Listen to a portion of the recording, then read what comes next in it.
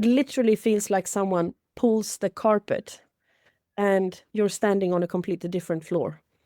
And what is inside of her is this intense sadness and feeling of being completely misunderstood.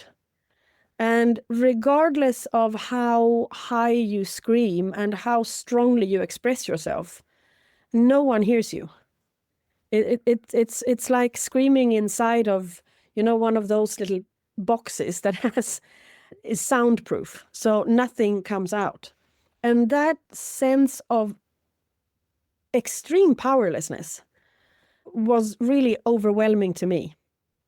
Now, when her feeling of extreme powerlessness hits me, it hits me in a spot where I am forced to see myself. Because if I'm completely experiencing you, I also have to have this complete honesty in experiencing me, because now I'm being seen with the same eyes from the other one. Mm-hmm. So I'm also faced with my own inner state unmasked. My own desperation, feeling of never fitting in, not knowing how to live this life, all of this is coming crashing in at exactly the same time. And I realized what is what. You would think that there is a merging, but it isn't, because that would be a projection, and this is not. So, and then she has this image of a big barn type building, and I would never know if this building existed for real or if it is symbolic. I can't tell. But there is an image of a barn and a low wooden door. I would say that any old Swedish wooden barn could look a bit like that.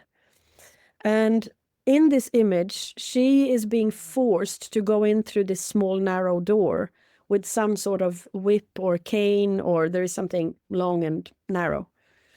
And the feeling is to refuse to go into something that will diminish you. And I'll never forget that feeling for as long as I live, I think. Which answered my question, who are you? Why are you so strong? Well, this is her strength. She refuses to adapt herself to a destructive circumstance, and she never did.